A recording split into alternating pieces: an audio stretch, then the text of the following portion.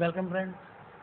આપણે લેટવાળા વાક્યોની માહિતી મેળવી કે જેની અંદર શું હતું કે લેટ કે લેટેસ્ટથી વાક્ય શરૂ થયું છે તો રિપોર્ટિંગ ઓફ શું આવે, સજેસ્ટેડ કે પ્રપોઝડ, સંયોજક ધેટ મુકાયા પછી ધે શુડ અને લેટ શું થાય, દૂર થાય. આ પ્રકારના વાક્યોને જોયા. મેં તમને અહીંયા લેટ્સવાળા જ વાક્યો સમજાવ્યા, પણ ધારો કે અહીંયા લેટ અસ આપેલું હોય, લેટ અસ, તો પણ વાક્ય લેટ અસ હોય કે લેટ્સ હોય એક જ સરખી પદ્ધતિથી બને. હવે ત્યાંથી આગળ આપણે જોઈએ છીએ નેક્સ્ટ પણ વાક્યના પ્રકાર તરફ, અને એ વાક્યનો પ્રકાર છે આજ્ઞાર્થ વાક્ય. હવે તમને પૂછવામાં આવે કે આજ્ઞાર્થ વાક્યને કેવી રીતે ઓળખી શકાય, તો સીધો અને સિમ્પલ જવાબ તમારી પાસે એવો હશે કે સાહેબ આજ્ઞા કરતું વાક્ય એટલે કે આજ્ઞાર્થ વાક્ય. પણ એ પ્રમાણે ના ઓળખી શકાય. પણ વાક્યમાં આજ્ઞાર્થ વાક્ય છે તો આજ્ઞાર્થ વાક્યને ઓળખવું હોય તો આજ્ઞાર્થ વાક્ય, જેને ઇંગ્લિશની અંદર આપણે કહીશું ઇમ્પેરેટિવ સેન્ટેન્સ.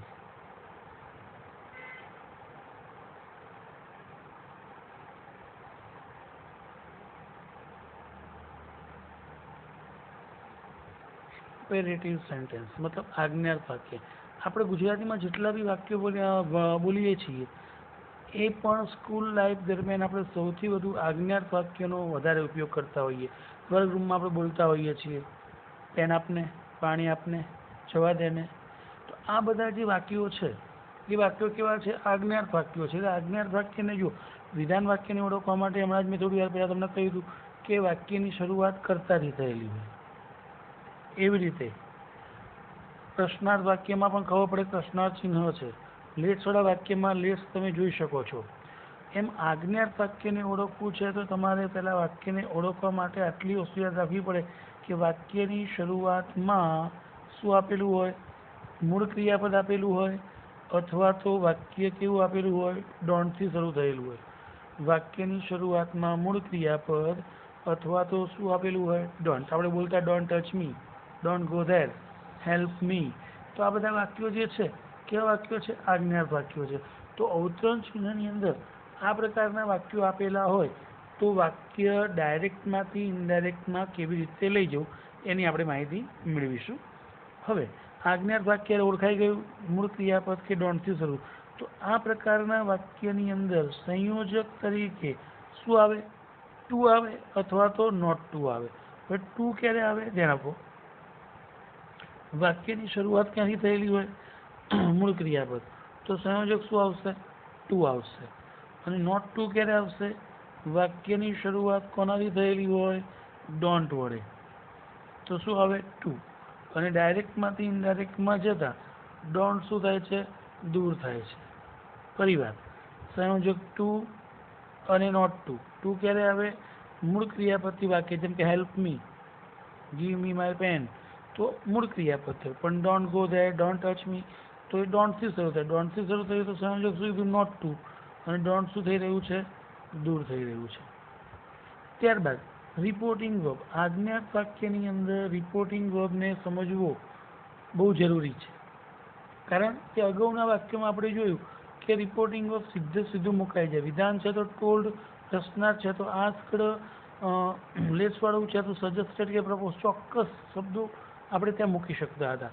પણ અહીંયા રિપોર્ટિંગ વર્બ જે છે વાક્યના ભાવ મુજબ, વાક્યના ભાવ મુજબ એટલે કે બોલનાર સાંભળનારને કયા ભાવથી કહી રહ્યો છે, એટલે હવે કયો ભાવ, કઈ ફિલિંગ્સ છે એ આપણે અહીંયા આટલા શબ્દો ઉપર ધ્યાન આપવાનું છે કે બોલનાર સાંભળનારને શું વિનંતી કરી રહ્યો છે. જો બોલનાર સાંભળનારને વિનંતી કરી રહ્યો છે તો રિપોર્ટિંગ વર્બ શું આવશે, રિક્વેસ્ટેડ. એવી રીતે. અને બીજું મેં અહીંયા લખ્યું છે પ્લીઝ. જો કોઈ આજ્ઞાર્થ વાક્યમાં પ્લીઝ આપેલું છે તો રિપોર્ટિંગ વર્બ શું આવશે, રિક્વેસ્ટેડ આવશે. અને પ્લીઝ ડાયરેક્ટમાંથી ઇનડાયરેક્ટમાં ફેરવતા શું થશે, દૂર થશે. એવી રીતે સલાહ આપતું વાક્ય હોય તો રિપોર્ટિંગ વર્બ શું આવે, એડવાઇઝડ.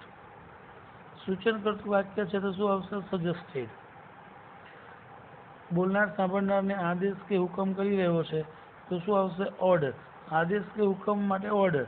મેં બીજો શબ્દ લખ્યો છે કમાન્ડેડ. કમાન્ડેડ શબ્દનો ક્યારે કરવાનો, કે જ્યારે બોલનાર સાંભળનારની અંદર આર્મી સોલ્જર આવું કંઈક લખાયેલું હોય ત્યારે આ ઓર્ડર્ડ ના હોય. કયો હોય? આ ઓર્ડર્ડ. એટલા માટે શું કરવું પડે? કમાન્ડેડ. ક્યારે? બોલનાર સાંભળનારમાં કોઈ આર્મી સૈનિક જો નામ આપ્યું છે તો કમાન્ડેડ આવે, નહીંતર શું આવશે? ઓર્ડર્ડ. ત્યારબાદ લખ્યું ચેતવણી. ચેતવણી મતલબ વોર્નિંગ, વોર્નેટ, રિપોર્ટિંગ વર્ક. ધમકી, થ્રેટન, થ્રેટન ધમકી આપી, આમ કરી દઈશ કે આમ કરી દઈશ. અને બીજો એક શબ્દ હું લખું છું, દરખાસ્ત કે રજૂઆત. બોલનાર સાંભળનાર સમક્ષ કોઈ રજૂઆત કરી રહ્યો છે, કોઈ દરખાસ્ત કરી રહ્યો છે, તો ત્યાં આગળ રિપોર્ટિંગ વર્બ તરીકે આપણે કયા શબ્દનો ઉપયોગ કરીશું? પ્રપોઝડ. હવે પ્રપોઝ શબ્દ આવે ને ત્યારે આમ તમને કંઈક અલગ વિચારો આવે ખરા? કારણ કે અત્યારે ઋતુ ચાલે છે. પ્રપોઝ નાની નાની બાબતોની અંદર પ્રપોઝ, પણ propose not only in using single way. Propose મતલબ આપણી કોઈ પણ વાતની, કોઈ પણ ઈચ્છાની રજૂઆત કરી. મમ્મીને પણ આપણે પ્રપોઝ કરી શકીએ, મમ્મી આવું એ બનાવ્યું હોય તો, આજે ખાવાનું આમ કર્યું હોય તો, આપણે અહીંયા ગયા હોય તો ધેટ્સ અ પ્રપોઝ. કોઈની સમક્ષ દરખાસ્ત કે રજૂઆત કરી છે. But sometime propose word is only use in a single way, use for love. No, not only that. Okay. હવે તો આ પ્રકારના વાક્યોને આપણે સમજીશું અને સમજવા માટે પ્રયત્ન કરીશું અને બનાવીશું. તો જો પહેલું વાક્ય મેં તમને લખીને આપ્યું છે કે the beggar said to him, the beggar said to him give me a rupee. પહેલાં વાક્ય બનાવવા કરતાં વાક્યને પહેલાં ઓળખવા પ્રયત્ન કરીએ. તો વાક્યમાં અવતરણ ચિહ્નમાં આપેલું વાક્ય જુઓ, ક્યાંથી શરૂ થયું છે? ગીવ, મૂળ ક્રિયાપદ છે. હવે વાક્યમાં બોલનાર અને સાંભળનાર સાથે ગુજરાતી કરો કે ભિખારીએ તેને કહ્યું ગીવ મી અ રૂપી, મને રૂપિયો આપ. તો કોમન વસ્તુ છે, ગુજરાતી કરો ત્યારે ભાવ આપણને ખબર પડી જ જવાની છે. પણ તેમ છતાં યુ નો વેરી વેલ, કોઈ બેગર્સ હોય એવું કહે છે લે દસી કા, એવું બોલે? ના બોલે. એ માત્ર ને માત્ર શું કરે? રિક્વેસ્ટ કરે. તો વાક્ય કેવું બને? ધ બેગર, વિનંતી છે, શું આવશે? The beggar requested him, the beggar requested him. મૂળ ક્રિયાપદ છે તો આપણે શું કીધું? સંયોજક ટુ. ટુ પછી મૂળ ક્રિયાપદ યથાવત. ટુ ગીવ મી મતલબ બેગર. બેગર બંને રીતે હોઈ શકે, પુરુષ પણ હોય ને સ્ત્રી પણ. તો આપણે પુરુષ પ્રમાણે વિચારીએ. હિમ, મી કર્મણી છે એટલે હિમ અ રૂપી. તો આ પ્રમાણે સિમ્પલ વાક્ય છે. વાક્યને તમે ટ્રાન્સલેટ કરો અને ઓળખવું એ અગત્યનું છે. આજ્ઞાર્થ વાક્ય, પ્રશ્નાર્થ વાક્યમાં તમે રિક્વેસ્ટેડ લઈને જાઓ તો ખોટું પડવાનું છે, ત્યાં આક્સ કઢાવવાનું છે. બીજું વાક્ય, doctor said to patient don't eat fried food. Doctor પેશન્ટને શું કહે છે કે ડોન્ટ ઇટ ફ્રાઈડ ફૂડ. તો ડોન્ટ આવી ગયું. હવે વાક્યમાં ભાવ કેવો રહેલો છે? ડૉક્ટર અને પેશન્ટ વચ્ચેના સંબંધો શું છે? સલાહ આપવાના. તો કેવું વાક્ય બનશે? ડૉક્ટર એડવાઇઝ કરે આમ કરો, ના કરો તો કે એના બાપનું જવાનું નથી. બરાબર? એટલા માટે એવું ના કે બક્કા તારે આમ કરવું પડશે, એ પ્રમાણે ના બોલે, માત્ર સલાહ આપીને છૂટો. સંયોજક, જો આજ્ઞાર્થ વાક્ય ડોન્ટથી ખબર પડી ગઈ. ડોન્ટ હોય ત્યારે શું આવે? Not to. અને નોટ ટુ ડાયરેક્ટમાં ડોન્ટ દૂર, મૂળ ક્રિયાપદ eat. Don't eat fried food. ત્યારબાદ છે Nilesh said to her select, મૂળ ક્રિયાપદ થઈ ગયું કોમર્સ સ્ટ્રીમ ફોર સ્ટડી. નિલેશે તેણીને કહ્યું કે ભણવા માટે તમે કોમર્સ પ્રવાહ, સામાન્ય પ્રવાહને પસંદ કરો એમ. તો અહીંયા કદાચ નિલેશ કોઈ હરને કહી રહ્યો છે, એના ફ્રેન્ડ હોઈ શકે. તો ફ્રેન્ડ માટે આપણે શું હોય? સૂચન હોય. તો સજેસ્ટેડ આપણે લઈ શકીએ. નિલેશ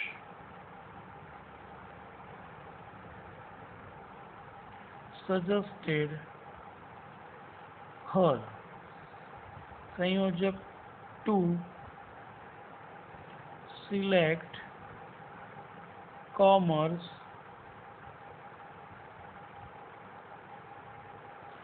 for commerce stream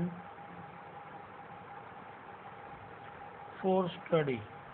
પણ ઘણીવાર મેં અહીંયા જેટલા પણ તમને ભાવ લખીને આપ્યા કે રિક્વેસ્ટેડ, એડવાઇસ, ઓર્ડર્ડ, વોર્નેડ, થ્રેટન, પણ ઘણીવાર એવું બને કે વાક્યમાં કોઈ પણ પ્રકારનો ભાવ ન આવતો હોય ત્યારે આપણે સીધું ટોલ્ડ મૂકીને પણ જઈ શકીએ, બરાબર. પણ આજ્ઞાર્થ વાક્ય હશે એટલે મોસ્ટલી ભાવ હશે જ. The teacher said to me stand up on the bench right now. તો ટીચર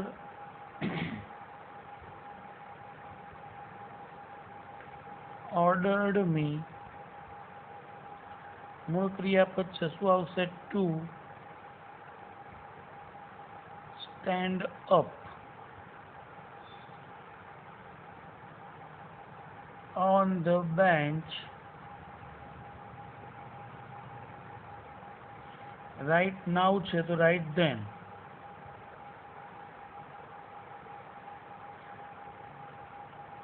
તદુપરાંત વાક્ય જોઈએ. he said to her, take care, it is very dangerous. Warning, કાળજી રાખો, એ ખૂબ જ ભયાનક છે. તો એ શું કહેવાય? ચેતવણી કહેવાય. તો ચેતવણી માટે આપણે કયો શબ્દ આપ્યો તમને? વોર્નિંગ. તો he warned her to take, મૂળ ક્રિયાપદ છે એટલે ટુ આવી સંયોજક, to take care, it was very dangerous.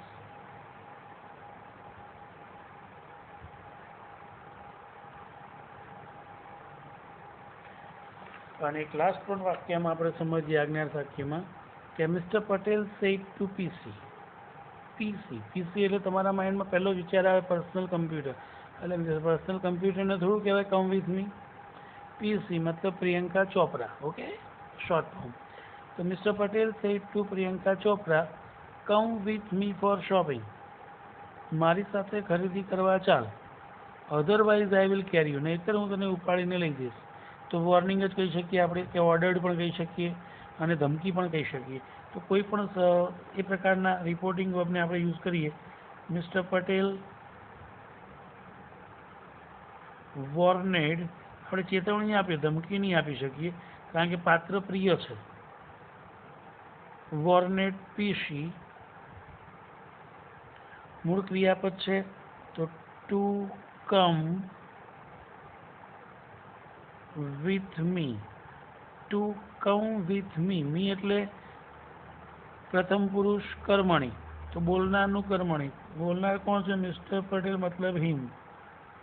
Four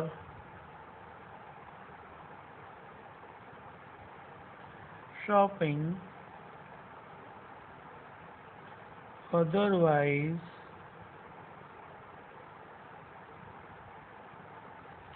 I મતલબ he, will કે સેલનું શું થશે? would, he would carry